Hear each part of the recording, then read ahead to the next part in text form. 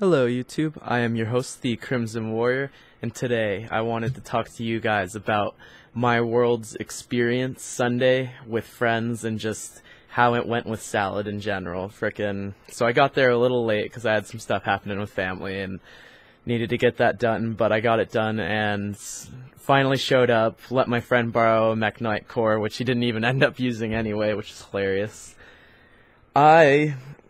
For the tournament, managed to win round one. It was against a younger player with a Salad deck, and he didn't know what to he Ash Blossomed my Flame Buffalo, and I let that through because it was Worlds and I was focused on winning. But after that game, I was like, hey, you should hit the Mirage Stallion when you see it, or the Gazelle if you want to throw it early. Like don't throw your hand trap at the second you see a play, basically.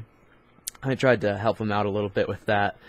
And then game two, I went up against one of the most skilled Salad players I know, Will, which sadly ended in a dice roll, basically. I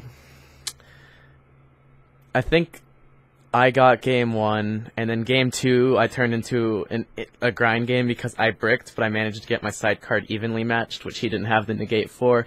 So I basically destroyed his game. My game wasn't going off the board, but he eventually won. And then the second game three finally came around. We got time called on us, and neither of us wanted to buy, so we just rolled for it, and he got it. So fair is fair at the end of the day with that one. That was my only loss. Sadly, I didn't make top 4. I think I made top 8 in the computer, but we didn't chop to top 8, so that didn't happen, sadly. My next match, I honestly don't remember. I think it was another Salad mirror match that was really uneventful, and I couldn't really tell you about it, to be real. And then after that, I played Ricky, a friend of mine, with his Dark Magician deck. He said he was going to be running mine this tournament, which is, I had prepared a lot of my side deck double Twin Twisters and the triple evenly match to just dealing with that strategy in general.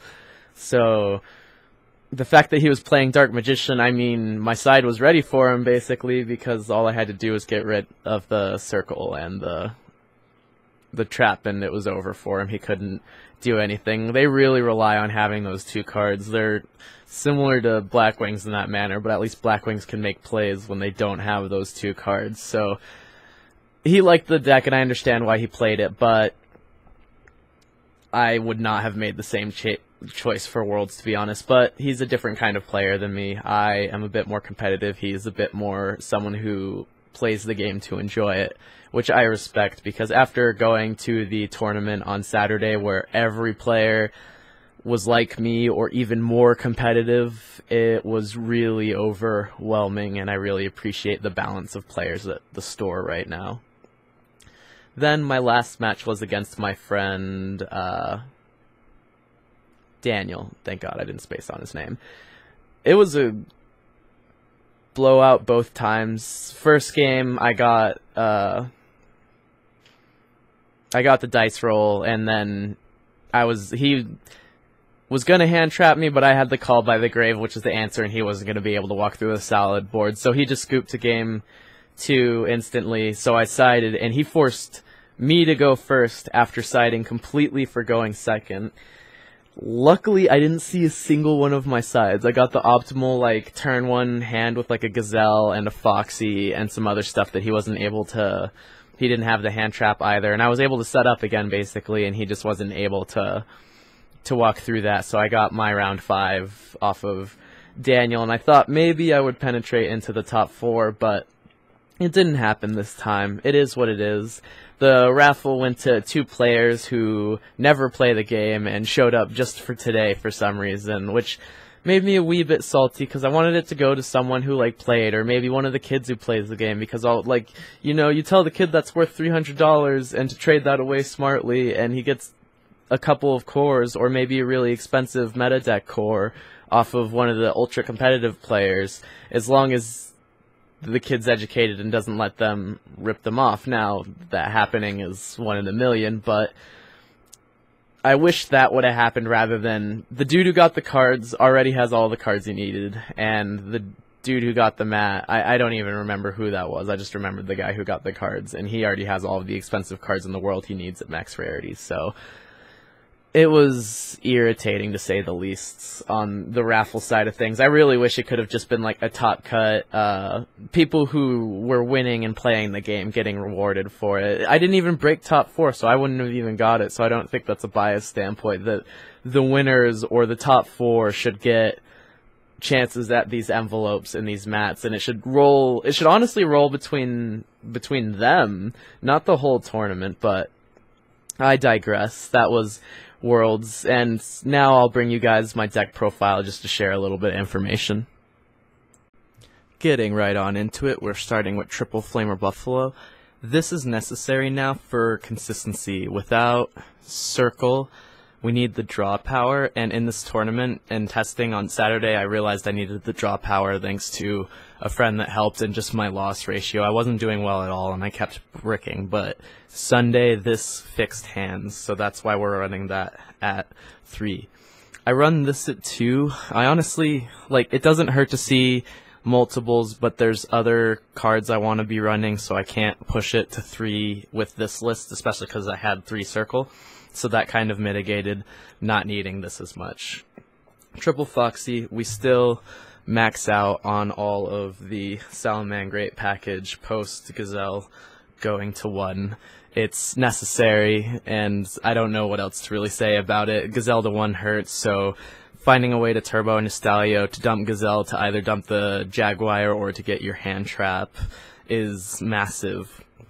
Now, on top of all of that, double Jack Jaguar, you want to see this every once in a while now, so I think running 2 is honestly the most effective, and then 1 Falco and 1 Fowl finishing out the Salamangreat package. Getting into hand traps, this was Wonder Boy this tournament and also sided out the most.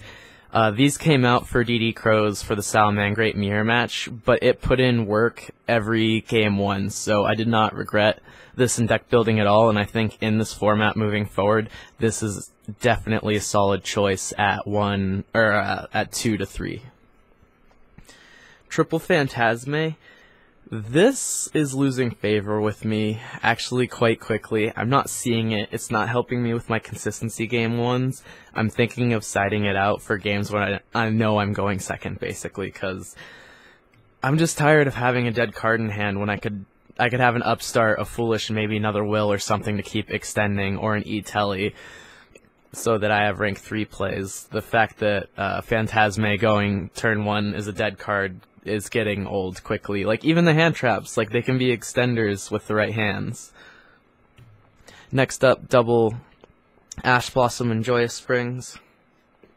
That was just because of the World's ban list, but we were also able to play Triple Circle because of this ban list, so it was worth it. This made the deck the most consistent deck this tournament, and for those of you watching Worlds, the guy running Triple Mind Control, because he knew that, total props to him for thinking about that. That's just legendary right there. Now, Triple Signet Mining, super good card. You need it. I don't know what else to say. Especially, at Worlds, I guess you technically didn't need it because we didn't really need it before. But moving forward, Salamangreat has no choice but for Triple Mining, and the Ash really hurts when it hits it now. On top of that, Triple Called By, we are a combo deck now, basically, and all hand traps hurt, whether it hits the Stal or the Mining. It needs to be stopped. So there's double of that. This might also be coming out for the same reason Phantasme is. It's super good. It's super broken. I love it. It's just sometimes turn 1 it can't do anything, and I'm really just trying to go for consistency because that's this deck's problem moving forward. And 1 Will and 1 Sanctuary, finishing out the spells of the deck. Getting into the traps, Triple Impermanence. These aren't necessary. They can be Ash Blossoms if you like, or not Ash Blossoms, Effect Veilers, or any other hand trap. If you want to main draw, you can do that. It won't be good in certain matches, but in other matches it's an absolutely amazing tech, so it's all your choice. Or you can just go the consistency route instead, or 3 Solemn Judgment. There's plenty of options other than Impermanence now. and 1 roar and 1 rage. I was trying to bump one or the other up more, but honestly, you see it enough, and when you get multiples of these in your hands and no way to summon anything, it's really disappointing because your negate and your pop don't do anything without field presence. Finishing that up, we'll want to get into the extra deck. Pretty staple. Triple Bale. No comment there. Triple Sunlight Wolf. No comment. 1 Phoenix. This is actually really important for getting out of your Violite Chimera and your Boral Sword if they didn't get you game or you need to reset up into the Salamangreat combo. It basically just turns these guys, or no, that's Violite Chimera. Starving Venom. Because you need to get back into the fire attribute. It's honestly maybe even running 2 would be good, but I didn't even do it at Worlds. I'm just using it as a way because I have been stuck in Starving Venom Fusion Dragon before, but I think I've improved my playlines to the point where that hasn't happened. So I play the 1 of to get out of it, but that's about it. 1 of the Fusion for obvious reasons. Sword and Starving Venom. Double Stal. You need 2 now. It's just necessary, honestly. 1 Abyss Dweller and double Heat Leo. That is the whole extra deck. There isn't much I would change. I guess the Abyss Dweller, the Violite Chimera, the Venom, and the Phoenix are all floating spots that you could have for something else, but I would definitely recommend running staple rank 4 and the fusions. They're just so good this format. You can take so much. Getting into the extra deck for this tournament, which put in so much work, you don't even know. Like, the level of work this put in today, I think, is the reason I won. Double Lancia. Never sighted it in, didn't see Orcust, never used it. Waste of time. Double Twin Twisters. Every back row deck, this was coming in and just taking games for me. I saw it every time. Double Pankratops. I sighted this in every time I went second, but I never saw it. Triple DD Crow. This was glued to my hand just like this was.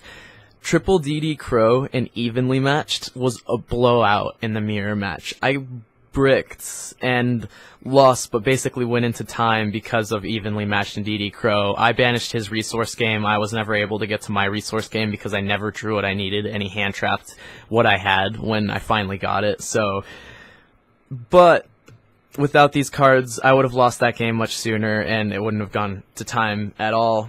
And even though Game 3 could have resulted in me winning, I appreciated what it did for the game, and honestly, normally when I saw these every other time, except for the time I fought Will, it was victory in hand. And triple Drawl and Lockbird.